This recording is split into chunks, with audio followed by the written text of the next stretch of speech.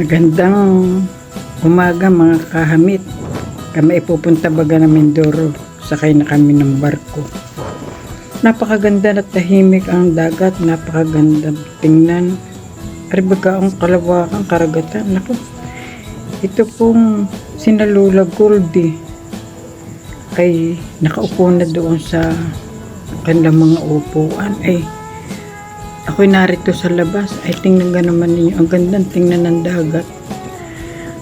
Ang mga alon. Ay, ang bulak na. Pero tahimik naman po siya. Tahimik na tahimik ang dagat. Kalmadong kalmado.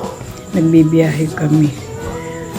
Ay, di ang layo ng aking tingin. Talagang pinagmamasdan ko ang mga kuwan. Ang dagat. Tahimik na tahimik. Ang sarap tingnan na talaga nila. Ay, aywan ko baga. Sinalula Goldie. Ayan, pumasok na sila sa loob. Ay, ako baga narinig pa sa labas. Sige pa aking panood. Ako'y papahangin din eh. At napakakuan. Ayan o. Ako'y pumasok na rin sa loob. Ito ako'y pungalay na ako ng katatayo. Ayan si Lola Goldie, si Lola Pinky. Tahimik. Aywan ko kung baka nahihilo yan. Eh, siguro nahihilo. Tahimik eh. Aywan ko baga sa kanila. Hindi natayo. Kaya naman itong dalawang ito. Ayan, si Lola Greeny. Ayan.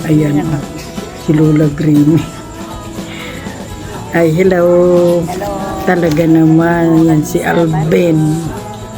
O ano, kumusta kayo dyan?